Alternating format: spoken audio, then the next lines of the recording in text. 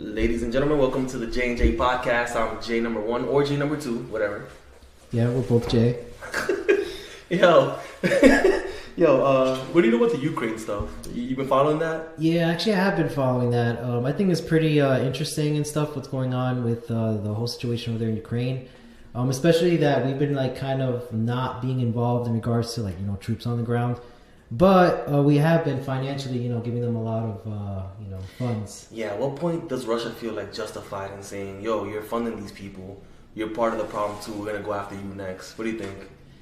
Yeah, I don't know, man. Like right now, it seems like Russia is battling two battlegrounds right now. I mean, right now they're only selling gas to China and India, and so economically they're being hurt. But at the same time, Europe is hurting as well. Yeah, I'm surprised about that, right? Because one of the things is yo, all these sanctions supposedly were supposed to hurt Russia, right? They were supposed to get crippled by the sanctions. It's been almost a year, and these guys are still chugging along. Not only that, but people are out here talking about yeah, I'm willing to buy Russian oil still, even if I got to do it behind somebody's back. Don't quote me on this. What I heard is that Russia is selling the oil to Saudi Arabia, right? And then Saudi Arabia supposedly, in the comment section you'll correct me, it's your problem, but supposedly then Saudi Arabia is just slapping this label of Saudi Arabia oil on it and selling it to the rest of the world. Yeah, I wouldn't be surprised if that's the truth, man. Like nowadays, unfortunately, when it comes to politics, when it comes to the world government, it's all about money. Yeah, so, but right, I don't know if you follow the whole world reserve currency thing. I don't know if you, the whole thing with BRICS. You heard of that? BRICS, BRICS, is like Brazil, Russia, Iran, China, and India, I think. And Saudi Arabia, what they're trying to do. So right now, again, the people in the comment sections with all your fancy economics degrees, you'll let us know. But my understanding is that they're trying to start their own reserve currency to what's the word that I was hearing people use? To question or to challenge the dollar supremacy. So now they want things denominated in Chinese yen, and that's how they're going to do their business between BRICS. But I'm not sure. I don't know if you've heard about that. No, actually, I haven't heard about that, but I have been looking into different nations, and I've been looking at the history of back in the day when we used to peg against the gold standard. And what I thought was interesting, for example, Mexico and their economy, their peso, the Mexican peso, is actually pegged against petroleum oil, which is pretty interesting. Which petroleum? Their petroleum oil or Saudi Arabia? Their petroleum oil, actually. Get out of here. Yeah, I didn't know that. So it's the difference between a fixed currency and a floating currency is that back in the day we had a fixed rate, basically pegged on a current probably either gold or oil. And so what happens is if the value of oil goes down, that affects the currency. So nowadays the majority of the world runs on floating currencies, so it just fluctuates with how the economy is going overall. I didn't know that. Yeah. What I do know is that the world has to, if they want to buy oil from Saudi Arabia, they got to first exchange into dollars, and then from the dollars they buy the oil. They're trying to get rid of that between Saudi Arabia and China and these people. So I don't know what's going to happen. But one of the reasons I think, this is my opinion, we are still allowed to have those opinions, people. One of the reasons I think the dollar hasn't crashed the way people say it has, despite how much money we've been printing, is because these people are out here hey, we print out as much money as we want, and because we're the world reserve currency, you still need our dollars. We can still export dollars because people still need to buy them or exchange for them to buy oil. And I think that's the only reason why the U.S. dollar is still as strong as it has been, because of that, because it's the world reserve currency. But I don't know, man. Things could go up in a balloon or something. Yeah, talking about a balloon, did you hear about the whole spy balloon that was discovered in the West Coast? Yeah. What was it, the West Coast, and it went to the East? What? I think it left China or something? Yeah, it came from China, and supposedly it went as far as Indiana, I think. Bruh. And we left it floating for 2 days. Just for 2 days. Yo, my thing is this, yo. You can't fly a drone, bro, without you getting caught out by FAA. You telling me this thing left China, crossed the whole Pacific Ocean, into Alaska, through Canada, down through Montana, throughout the whole Midwest of the United States, and then all of a sudden, these people are yeah, we don't want to shoot it down. Bro, this isn't a spy balloon from the UK, right? Where they're our friends, where they're our allies. This is from an adversary, right? You're letting these things just take pictures of an entire landscape. People will be yeah, but they got Google Earth. They can still do that with Google Earth. I'm yeah, but some things in Google Earth are blocked out. right? They're blacked out for military reasons. Yes. So I don't know, man. I don't know, bro. And then they waited like what until it crossed the entire country and then shot it down over like Virginia or Carolina or whatever the case is. Yeah, it seems like they were just waiting for China to just basically get all the information that they needed. So it makes me question, you know, are we really adversaries or, you know, like, what's going on? Oh, dude, you know what I think is happening? I think a lot of, what do they call them? The military-industrial complex, right? That's just frothing at the mouth, trying to, like, let things happen. Let like, certain things happen organically as a pretext to go to war with China, right? Yeah. That's why. So they're like, oh, yeah, we'll let Chinese spy balloon do this. And then Blinken canceled his meeting with China. Like, well, you know, they can't do that, blah, blah. Kind of starting to heat things up between the United States and China as a pretext for war. And I'm gonna put my tinfoil hat on here. Jay, you don't find it kind of funny, almost suspicious, that after we left Afghanistan, where the war was supposed to be over, now all of a sudden there's another war where we're selling weapons to? Yeah. And by we, I mean, like, you know, Lockheed Martin and them. Shout out Lockheed Martin. Yeah, I think that they're trying to find a way to, I guess, profit in the war. But I don't know. It's questionable. I'm not sure why they would just allow something like that to happen. So who's they? Like the government? Yeah, the government or whoever's in charge of the world. If you're my boy, right? Yeah. And I'm a congressperson or a senator or the president, and you own Raytheon or Lockheed Martin or Boeing or whatever, and we boys, right? Yeah. We go to the same orgies. Yeah. I don't endorse orgies, by the way. Before YouTube, anything. This is all a hypothetical situation. But yo, we go to the same parties, right? The same questionable parties. Bro, I have more in common with you as a rich person. Not that we're rich, but you know, if we're at that level. But I would have more in common with you as a CEO of Raytheon than I would to my constituents in District 14 of Queens or whatever. You know what I mean? So you're like, yeah, we need more money, man. Like, what are we gonna do about this? I'm like, you know what? And this happened. This part is real. You know what? Zelensky and Vladimir Putin are about to talk about a ceasefire. I'm gonna say no to that ceasefire. I'm gonna tell Zelensky not to do that ceasefire.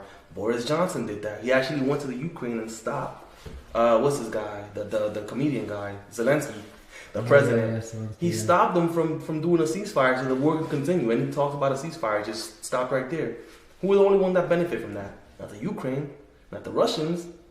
Who's making money off of it? Corporations, man. Yeah. People making the military equipment. It's crazy. Yeah. Exactly, bro. So that's what I think happened. I think what is it? The war machine. It's like it's taking over. That's what they call it, the war machine. Like as long as companies like this exist for profit, I don't want to sound like a hippie, but as long as these defense contractors exist for profit, there's never going to be peace. I hate to say it. They need to make money, so they need to start conflicts where none exist. They need to start wars where there shouldn't be any wars, and talks of ceasefire is bad for business, as far as I'm concerned. I mean, again, tinfoil hat here. This is all tinfoil. This is all just. What do you think, man? Yeah, I'm not sure, man. Like right now, the way the world is, it's like we're just trying to find a way to like, I guess, push a certain agenda across the world. And I mean, that's not only happening with war and politics. It's happening with you know, the dynamics between you know, of relationships and, you know, things like that. Even the school system as well. Everything's being, you know, it seems like it's a time of reset, and also like I think right now the deficit or the debt of America, it's very, very unbearable right now. So I'm not sure what's gonna happen with that.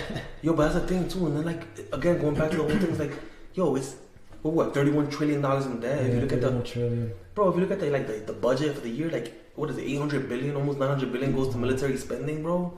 We're not even at war. So I don't know, man. And then like they're just gonna keep printing money, man.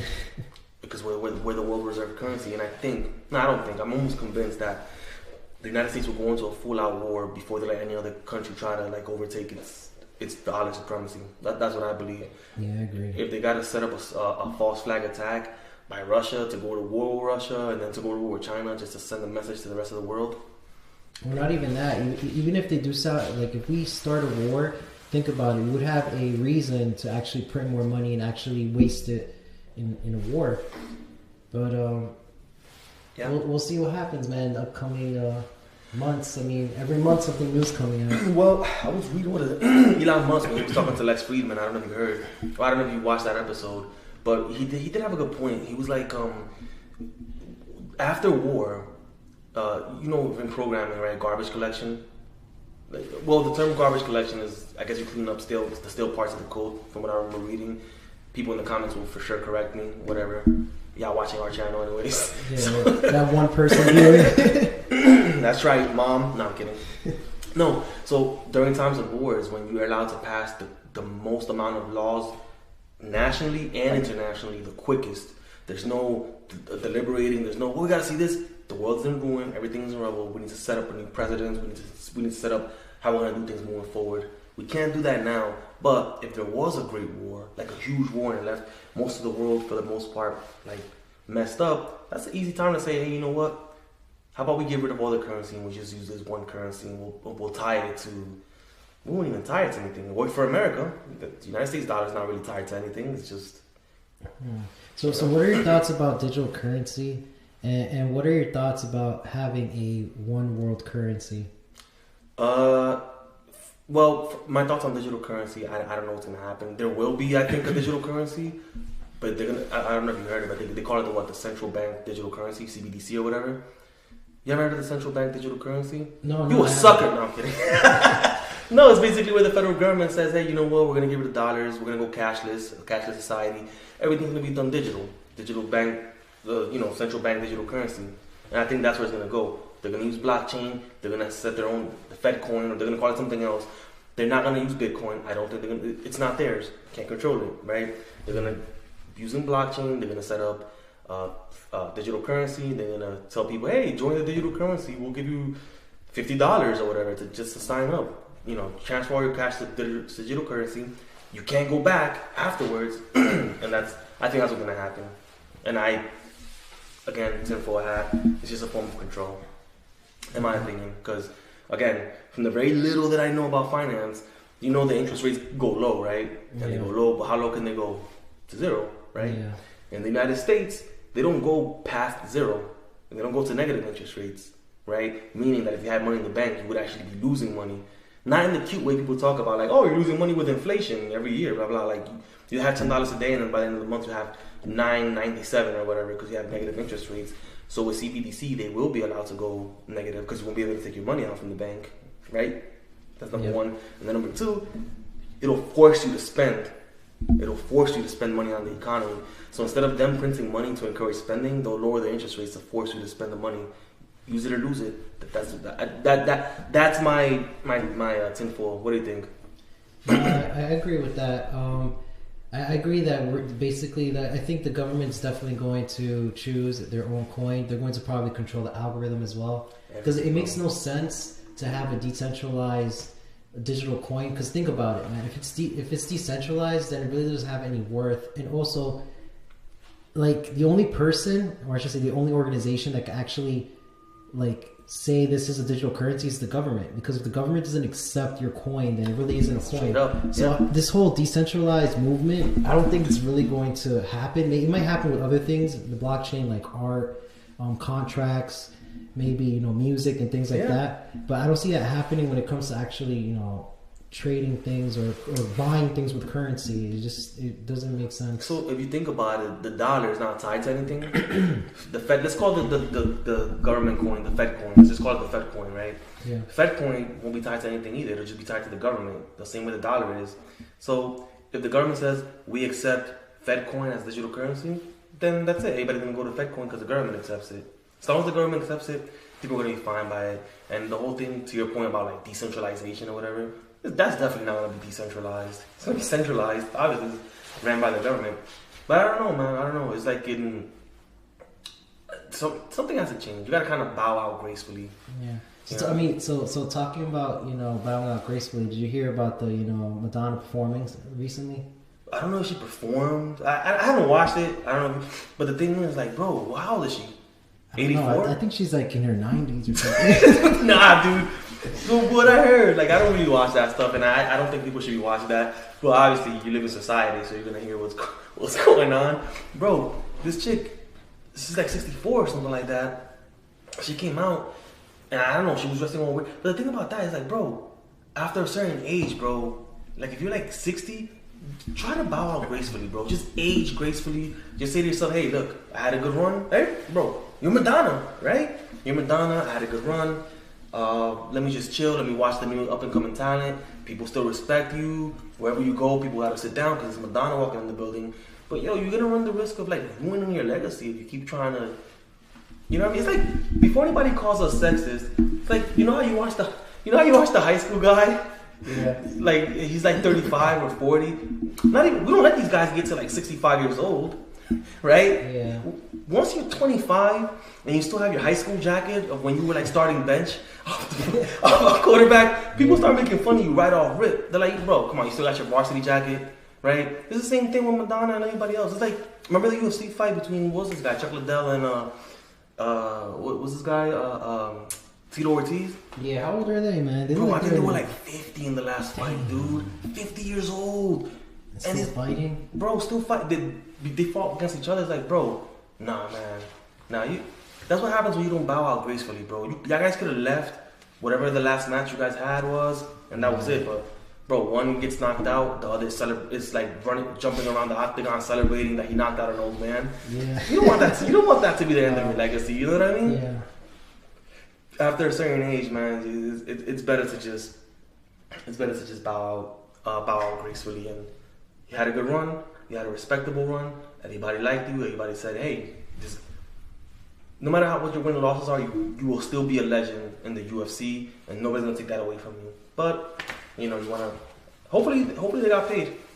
Yeah. Dana White went in on Oscar De La Hoya for that. I don't know if you heard. No, I didn't hear about that. Yeah, it was like 3 years old. Like Oscar De La Hoya promoted that fight. It was really? Yeah, I don't know if it was in his Golden Boy Productions or I don't know if that. It's exploiting old men fights or like. He was going in. Dana White was like, yeah, yo, and this cocaine laced guy out here signing like he doesn't like De La Hoya, bro. That should be the real celebrity fight. Yeah, right. De La Hoya versus Dana White. Dana White, wow. Yeah, Dana White is what 1-0 right now. Essentially. Because of that Las Vegas thing with his wife. Yeah. I heard about that. Not that I endorsed that, but hey, she started it, right? She started it. And look, they were both wrong for putting their hands on each other. I don't think they should have done that, but you know. Yeah, definitely. Yeah, man. But you know, Dana White. The thing about Dana White is like they can't call him a beater of the opposite sex. Yeah. Because I think he was gonna fight. I don't know if it was for sure, but he was gonna fight. I think Tito Ortiz once or something like that. I mean, it was. I think it was like in the UFC reality TV show or whatever. Like he weighed in and everything. No, So I didn't yeah, it was hear like about back in like 2002 or whatever. I don't know, but you know, he's not a fraud. You know what I mean? Yeah. He's not a fraud, bro. So Yeah. what else you got for me, Jay? I don't know, man. Talking about fraud, man. It seems like a lot of YouTubers out there, like they seem to like teach certain, like for example, especially now in the community with young men. You know, there's a lot of YouTubers out there that are now, you know, trying to educate young men. Like the manosphere? Yeah, the like manosphere, you know, talking about high value men. And it makes me wonder, you know, like, did you hear about that guy, Donovan? I don't know what his last name Donovan was. Sharpe, I think. Yeah, Donovan. Yeah, he came up in my feed for some reason. And I was like, who is this guy? So I pressed on him. And there was a whole bunch of, like, reaction videos talking about how, you know, he's a fraud. Oh, yeah, I saw that too. Yeah. But I think he's like a real fraud, though. Like, from the way they made it sound, like, the dude was like a straight-up fraud. It's not like... So what is it? Like, one of the tenets is, like, according to these people, it's like, don't date a single mother, don't date a girl with a high body count, whatever your definition of a high body count is. Don't date a woman that's older than you. Yeah, there we go. You know, it's and like, he did all of that with one woman with one girl. Yeah, he's still dating now. So not only did he marry like a single mother. I don't know if he's married, but not only is he with a single mother, nothing wrong with that. I'm not bashing him for that. Who has a kid outside of his marriage? Nothing wrong with that. I'm not bashing that. I gotta be really clear now. But this dude is a straight up fraud because now he goes around telling people like unapologetically too, and I quote, "Yeah, if you're a beta male if you date a woman who has a high body count." End quote. Donovan Sharpe or whatever his name is. His name even really Donovan Sharpe? I have no idea. I thought it was something junior or something like that. I don't know, maybe Juan or something. Or... Yeah. So apparently this guy's a fraud. he did like he got busted for like defrauding his dad or something like that. What? Yeah, he robbed his dad. What the hell? Not robbed. That doesn't sound manly to me, man. he like forged his signature or something. You didn't hear about that? No. What the hell? Really? Nah, yo, he forged his signature. I think his dad tried to press charges too. Like his dad went after him. Sounds like a criminal, man. Yeah, bro. So who was it? What's this guy from 21 Studios? 21 Studios had like a 2-hour session, supposedly, like pulling up all the receipts, like all the screenshots of like the legal thing and all that stuff. And dude is like, yeah, in 2008 he did this, in 2012 he did this, and then like, look, I don't have any issues with Donovan Sharpe. I don't think anybody. I think that my issues with Donovan Sharpe is like, yo, you're a fraud, bro. You are a fraud. You've been pushing all this red pill stuff, and then making fun of guys or insulting guys who are doing the same exact thing that you're doing, and then saying you're a beta, she's a this, she's a that, she has a high body count. If my girl did this, I would toss her out, bro. Donovan Sharpe reminds me of those guys in high school who used to play Magic the Gathering. Like, he talks like one of those guys. Like, I don't look at him and be like, damn, bro, this is Mike Tyson guy right here. I don't look at him like, bro, like, and then he has like a conference of masculine excellence coming up. Oh, really? Something like that, bro. Damn, we should go, bro. No, but like, yo, you're a fraud, bro. You're a fraud. And I think the thing about the what do you guys call it? The manosphere, the red pill community, all that stuff. Yeah, it's like all over the place. It's getting really, really. I mean, it's full of frauds now, bro. Yeah, it's full I noticed of frauds. that. Yeah. And initially, from like the research that I was doing before this podcast, the red pill was like, be the best version of yourself so that you can attract women, but attracting women is not the end goal. Basically, the idea is you get your money right, you get your physical right, you get your mind right, and you have a purpose in life, and you pursue that purpose. And in the pursuit of that purpose, you grow wiser to be able to select a woman. You know what I mean? So you don't have to worry about hating the opposite sex or whatever they're getting accused of. And anybody can get taken for like you're married to somebody and then 10 years later she's cheated on. It can happen to anybody, you know what I mean? But the idea of the red pill is not to get girls. From what I understand, the idea of the red pill in its basic forms initially is basically just glorified self-development. That's all it is. Not insulting people while you're doing the same exact thing. Just like, what are the other guys from Miami? The Florida guys? It's some short guy, some tall guy, I don't know. Myron and Fit, Fresh and Fit, there we go. Yeah, those are not even names. But whatever the case is, like, these guys too, bro, like, number one, you say you don't pay for sex. Whether you, or you don't pay for pleasure, right? Let's put it that way. Whether you do or you don't, well, it's not my business, it's not my concern. My concern is you start insulting guys who do and making fun of guys who do and then saying like, oh, if you do that, like I don't have to do that because I'm a high value man, blah, blah, this, that, and the other. But then you get caught on seeking arrangements. Oh, yeah. Or sugar daddy's, whatever the case is. And it's like, bro, and then when people started calling you out on them, you started striking their channel. You're a fraud, bro. You're all frauds.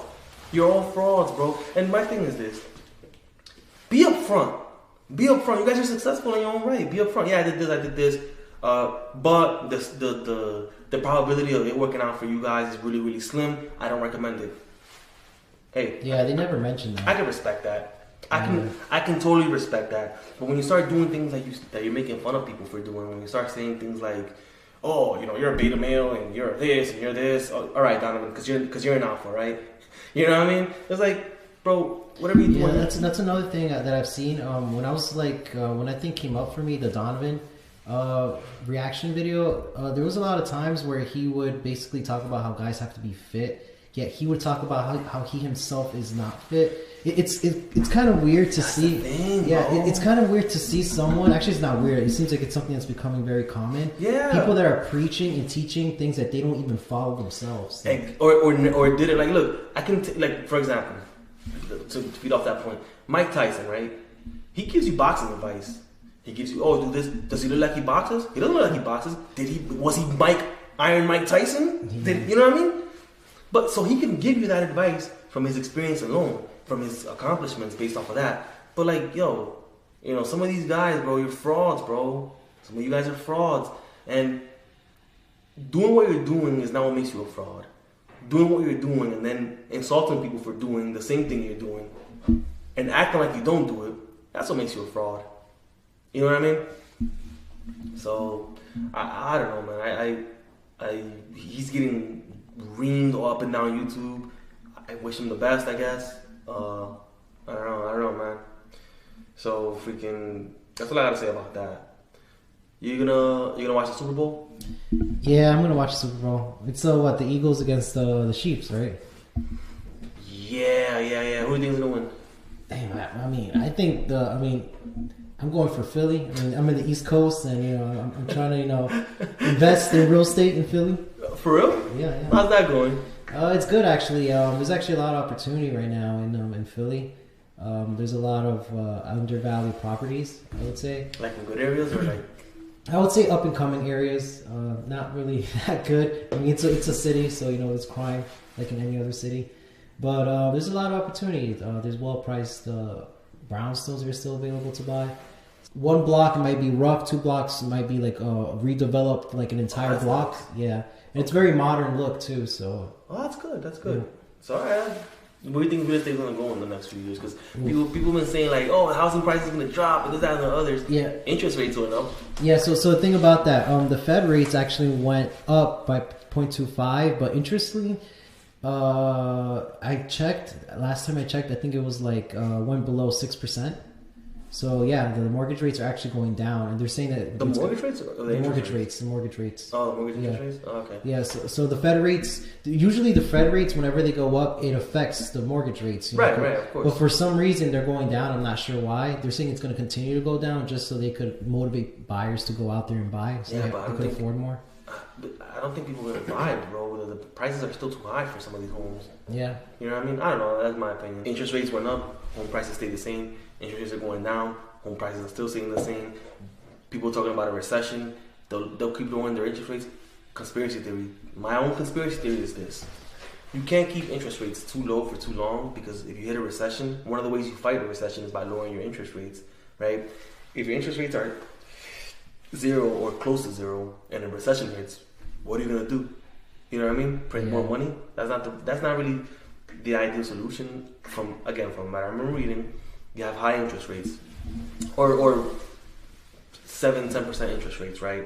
A recession hits, the first lever you pull is you lower the interest rates to make borrowing money cheap, right? So that companies can borrow money cheaply, right? And, operate their businesses or start businesses or whatever, because interest rates are cheap. Yeah, to stimulate the economy. Right. Another lever you pull is print more money or whatever. I don't know, for what purpose, to keep your stuff going, and then maybe you lower taxes or whatever. I don't know.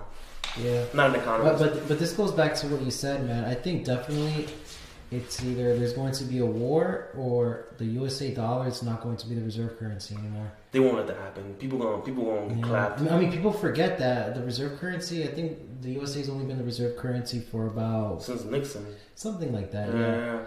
So it hasn't been that long. It hasn't been 100 years, and USA is a young country. You think about it compared to every other nation right now. Yeah.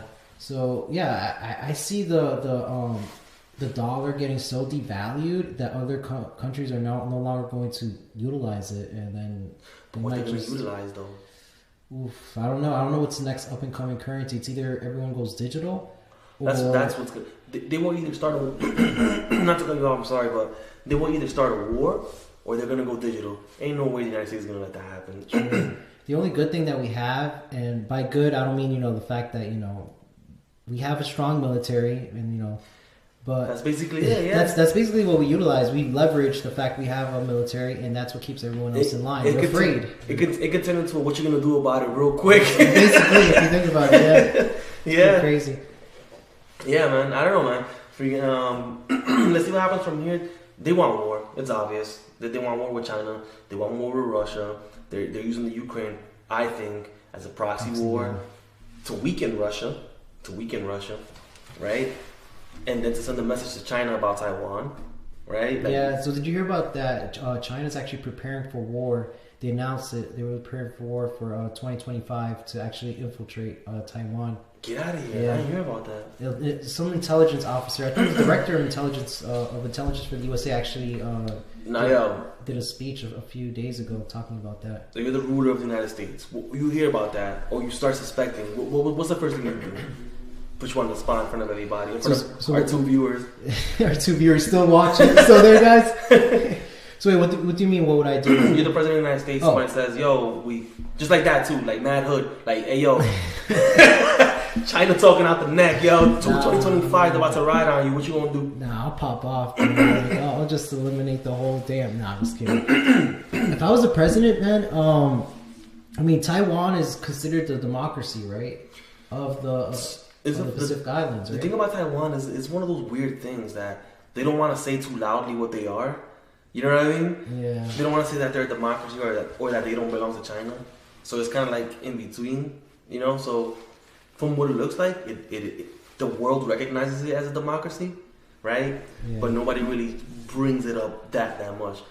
In fact, fun fact, back in like the 70s or the 60s, the 80s, one of those eras, when we talked to China, when we went and talked to China about, you know, business, we would only talk to China through Taiwan first. Like, we recognized Taiwan was part of China, but that Taiwan was like what was running stuff. Yeah. It wasn't until Jimmy Carter, I think, and I could be wrong, but it wasn't until Jimmy Carter where he recognized China as like its own country or something like that. Yeah. Yeah. But what would you do? You hear about that? That's coming down the pipeline, 2025. I mean, Taiwan is very, very important. A lot of our semiconductors are actually created there. There's a lot of our products that come from there. And a lot of cheap labor happens over there too. So what I would do, I would prepare, man. We need a control in the Pacific Ocean. That's another thing. I mean, Taiwan is considered our allies. Yeah, but we don't have any military bases in Taiwan, I don't think. No, but we do have a lot of Navy ships that surround Taiwan. Oh, okay. Yo, I would move all the manufacturing of chips, or I would start as much as I can of chips to like Mexico or something. If you want cheap labor, bro, at least Mexicans are the place to get them from. So I don't know. They also talk about Thailand, and they talk about Malaysia and how I would get it away from there. That's gonna be a war zone. I would try to get it away from there. It's kind of difficult, man, because like at the end of the day, it's a capitalist country, and there's democracy, right? So corporations have the right to actually do business abroad. No, they could do whatever they want. But what I'm saying is, like, bro, I would start recommending, and I would start even being tax friendly to companies who start building, so giving incentives in the United States or in Mexico, bro. Because if that's gonna be a war zone in the next few years, imagine you build stuff in Taiwan. You know how close Taiwan is to? It's like Cuba and Florida. That's how close Taiwan is to China. Yeah. You build stuff. How are you gonna export stuff like that in the middle of a war zone? What if China like wins that area? What if China has control of that area? Now you're gonna export your chips from there. You know what I mean? Yeah. So yeah, I see what you mean. Yeah, I wouldn't even have it in Japan. I would not have it anywhere near the Pacific area, bro. We'll see what happens, man. We'll see, who the next president will be. We'll see what new policies get passed. What do you think is gonna happen, bro? You think before we wrap up here, who do you think is gonna win? Who do you think they're gonna put for the Democrats? I think they're gonna put Gavin Newsom. So for the Republicans, I'm not sure about the Democrats, but for the Republicans, obviously they have Trump as one of the candidates. Yeah, I was going to mention him. If you were a Republican, who would you want running? I think I would pick DeSantis, yeah. Trump has too much baggage, bro. Yeah, not only that, DeSantis has proven, proven himself a capable leader. Leading Florida. I mean, their economy is booming over there. I don't know, man. Like I said, bro, I would move everything out of Taiwan. I would start building in the United States mainland or in Mexico. Mexicans have proven to be really good. It's just as good as China in manufacturing. You know what I mean? Yeah, another thing I was talking to with one of my buddies, we're talking about how much land we have on Earth that we're not utilizing, and like how much of the ocean we don't know about. And that leads us to like the whole space exploration that we're going towards. It's like we don't even know our own planet. Yeah, or we feel like we've took enough of the planet and now we gotta go outside. But I think somebody said that they want helium. Because a lot of our electronics operate on helium, so there's an abundance of helium in space. So whoever claims that is going to be like the first trillionaire or something like that. Yeah, because that's one of the main resources that you need for electronics, nuclear fission, electronics, and I think medical equipment. Yeah, from what I heard. Again, look, people, you're not coming here to get educated, right? Or maybe you are. I don't know. Right, we're just talking. You listen to two guys talking trash. Two viewers. Yeah, it's like these two guys talking trash about topics. You know what thing about podcasts are too, yo? It's like if you keep the stuff interesting enough, people will come because there's people who are not as consistent as they could be. But yo, everyday events happen all the time. You know what I mean? All it takes is a matter of just talking about it throughout the week and having like a funny take on it. That's it. You know what I mean?